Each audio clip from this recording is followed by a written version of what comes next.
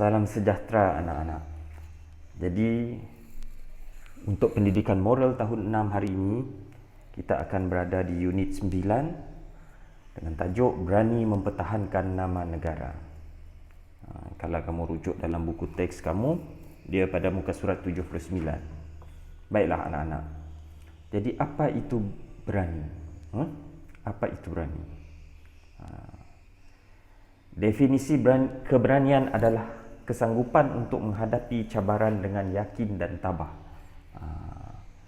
Keberanian adalah kesanggupan untuk menghadapi cabaran dengan yakin dan tabah. Dalam konteks tajuk kita, dalam konteks mempertahankan nama negara. Maksudnya kita berani dan sanggup untuk menghadapi apa juga cabaran dengan yakin dan tabah untuk mempertahankan nama negara kita. Baiklah. Jadi kita terus pergi melihat cara mempertahankan nama baik negara. Okey. Dalam konteks ni cikgu akan bercerita ataupun lebih menumpukan konteks murid-murid lah. Yang pertama kita tengok sini macam mana murid-murid dapat mempertahankan nama baik negara, iaitu dengan belajar bersungguh-sungguh untuk mendapat ilmu dan kemahiran yang tinggi. Bila kamu belajar bersungguh-sungguh, taat dengan cikgu, taat dengan siapa yang mengajar kamu, tak semestinya cikgu di sekolah, kan? Cikgu di internet kah, cikgu di mana-mana saja, cikgu ni ramai, tak semestinya yang ada di sekolah. Belajar bersungguh-sungguh nak dapatkan ilmu itu ataupun kemahiran itu dengan sesungguh-sungguhnya supaya dapat yang terbaik. Yang kedua, menanamkan semangat patriotik dalam diri. Yang ini penting. Jangan kita mudah ini sikap setengah orang kan. Kalau disebut ini Malaysia, ni lokal kan. Jadi kita sepatutnya berbangga. Memang kita sedar kita ada kekurangan, tapi jangan, kita boleh mengkritik, tapi jangan hanya mengkritik tapi tidak mencari solusi. Jika betul kita lemah dalam, contohnya kita lemah dalam sukan, jadi kita kena beri solusi. Bagaimana untuk menyelesaikan masalah. Jadi kita jangan mudah bila orang kutuk Malaysia kan, dari satu sudut kita pun terjun sama dan memberi hujah-hujah kita sendiri untuk menghina negara kita sendiri. Tidak boleh kan, kita kena jaga nama baik negara kita. Kita akui kelemahan kita dan kita perbaiki. Baik. Yang ketiga, rela berkorban untuk negara. Sekarang ni saya rasa ramai rakyat Malaysia kita bangga. Sebab apa? Rakyat Malaysia ramai berkorban untuk negara. Di waktu PKP ni kan, semua sanggup mengurungkan diri, tidak mengadakan aktiviti sosial, yang berkorban lah. Nak bersukan kat luar tak jadi. Sebab apa? Patuh.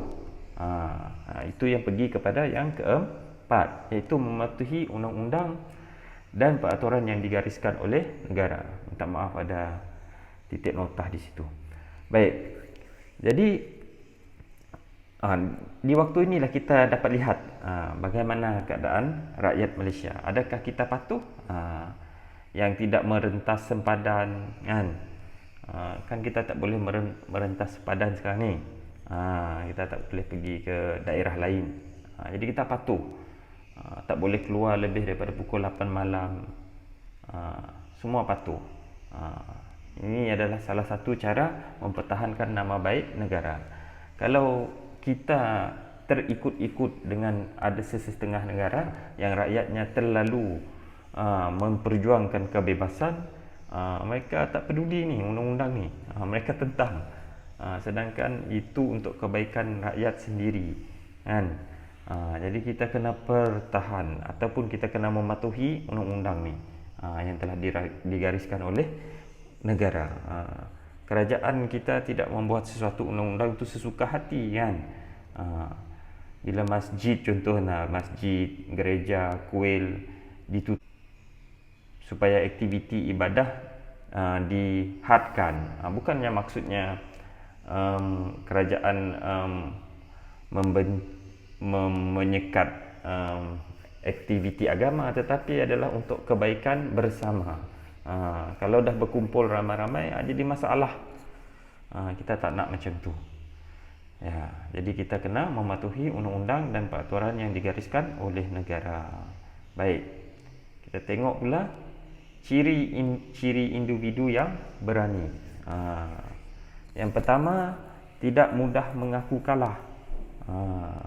Jangan gagal sekali, dah lah tak naklah saya lagi. Kan?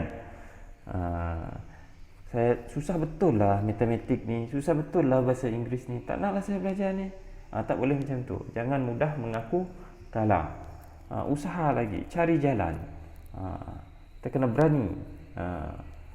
Kalau kita baby dulu, masa kita masih bayi kan, masih anak kecil dulu, kita tak pandai berjalan kan. Jadi kita belajar merangkak, lepas tu sedikit demi sedikit kita berjalan, jatuh, jalan, jatuh. Kita beranikan diri kita berjalan. Maka akhirnya sekarang ni kita dah boleh berlari, melompat, memanjat. Kalaulah kita masa kita masih kanak-kanak tu kita mengaku kalah, tak berani mencuba, sampai sekarang lah kita terlantar di atas katil, tak berjalan-jalan. Jadi kita jangan mudah mengaku kalah. Yang kedua, sentiasa tabah dan mempunyai semangat juang yang tinggi. Kita tabah, kena ada semangat juang yang tinggi. Jangan lemah semangat. Jangan mudah putus asa. Kita mesti ada target. Kita mesti ada matlamat. Kan? Kita mesti ada matlamat. Dan kita buat dia dengan sungguh-sungguh, dengan semangat juang yang tinggi. Ketiga, mempunyai keyakinan diri. Ini kena bina lah. Kalau kita tak berbuat apa-apa, macam mana kita nak membina keyakinan diri kita? Jadi kita kena berani mencuba. Bila kita buat, kita akan menambah keyakinan diri dalam kita. Kalau kita kurang berbuat, tak berbuat apa-apa, macam mana kita nak tambahkan keyakinan diri kita? Macam orang main skateboard lah, mula-mula memanglah jatuh kan, tapi yakinkan diri, demi sedikit dia dapat buat trik macam-macam. Penting. Yang keempat, bersiap sedia menyahut cabaran. Apa saja cabaran yang dilontar, kecabaran yang baik lah. Apa saja cabaran yang baik dilontarkan, kita usaha untuk sahut cabaran itu. Ini untuk kebaikan negara dan diri kita sendiri.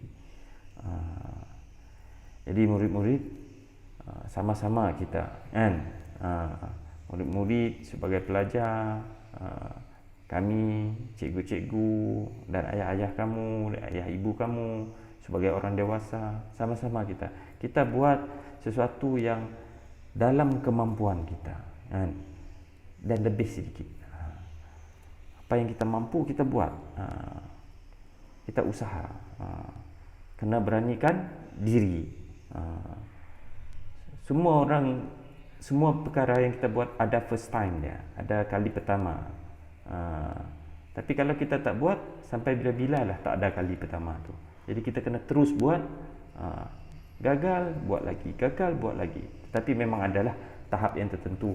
Ada satu tahap memang kalau kita dah tak dapat lah. Contohnya menyanyi, katakan kalau suara kita dah berapa bulan, dah berapa tahun kita usaha untuk menyanyi, suara pun masih macam katak, kita berundur diri, kita ada kelebihan yang lain kan. Jangan juga kita membabi buta macam tu kan. Kita cuba, kita bakat masing-masing ada banyak kan. Semua orang ada potensi kan. Tengok, kita pasang, kita letakkan matlamat kita, lepas tu kita usahakan ke arah itu. Jadi kenal, pastikan matlamat kita diri masing-masing. Sebab matlamat seseorang tidak sama. Maklumat seseorang berbeza. Jadi kita kena pastikan maklumat kita dan usaha atas itu dengan keyakinan diri, dengan berani. Seterusnya kita tengok kepentingan mempertahankan nama baik negara. Yang pertama iaitu menjaga imej negara di mata dunia. Kita nak mesti jaga imej negara kita di mata dunia. Sebab apa? Ini kalau imej kita tidak baik, kesannya terhadap negara kita dan akhirnya kesannya terhadap kita masing-masing, individu masing-masing. Jadi kita kena jaga. Kita kena jaga imej negara kita di mata dunia dengan membuat kebaikan, dengan membuat pembangunan, dengan membuat kemajuan, dengan menyebarkan kebaikan. Baiklah, yang kedua, dapat menjadi Malaysia sebuah negara yang aman. Ini kita kena usaha untuk pertahankan nama negara baik kita kan, nama baik negara kita kan. Kita kena hidup dengan harmoni lah, supaya negara kita aman. Ini dapat menjaga nama baik negara. Jika ada contohnya ada berlaku sesuatu yang tidak baik, kita kena berani mengubahkannya. Kita kena berani mengubahkannya supaya barang tu dapat, benda yang tak baik tu dapat dihilangkan. Yang ketiga, dapat menstabilkan ekonomi negara. Bila negara aman, ekonomi pun stabil. Kalau negara tak aman, orang pun tak berani nak melancong ke negara kita, pun tak berani. Negara tak aman, nak melabur, orang nak melabur saham-saham, melabur perniagaan di Malaysia pun takut kalau negara tidak aman. Kalau nama negara kita tidak baik, siapa nak melabur? Tak ada berani orang kan? Jadi kita kena mempertahankan nama baik negara kita supaya orang suka, orang dapat melihat peluang di negara kita. Yang keempat, dapat menjadikan Malaysia sebuah negara contoh yang terbaik. Ini kita nak jadikan negara kita kan. Ada persaingan yang hebat. Contohnya kita nak bagi tahu Jepun adalah satu negara yang banyak orang mengambil contohnya dari mereka. Contohnya dari sudut kebersihan, contohnya dari sudut etika bekerja, etika belajar kan. Jadi kita Malaysia, kita kena usahakan ke arah tu. Kalau kita tengok orang Jepun, orang Eropah, mereka tidak jauh dengan buku. Mereka sentiasa membawa buku di mana-mana, suka membaca buku. Jadi kita orang Malaysia, kita kena usaha ke arah tu. Sebab itu kelemahan kita. Kita di Malaysia tak suka membaca kan, kurang membaca.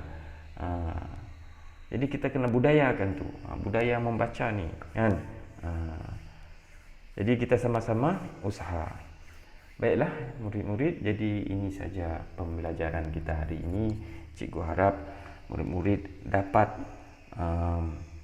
manfaat dan cuba mengamalkan apa-apa nasihat yang baik, apa yang telah kita belajar hari ini. Sama-sama kita, cikgu pun perlu memperbaiki diri cikgu dan murid-murid pun perlu memperbaiki diri murid, sama-sama kita.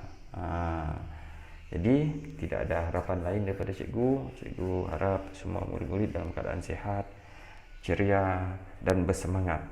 Jangan lupa tu, kita perlu ada sifat berani di dalam diri. Jadi cikgu akhiri dengan sekian, terima kasih.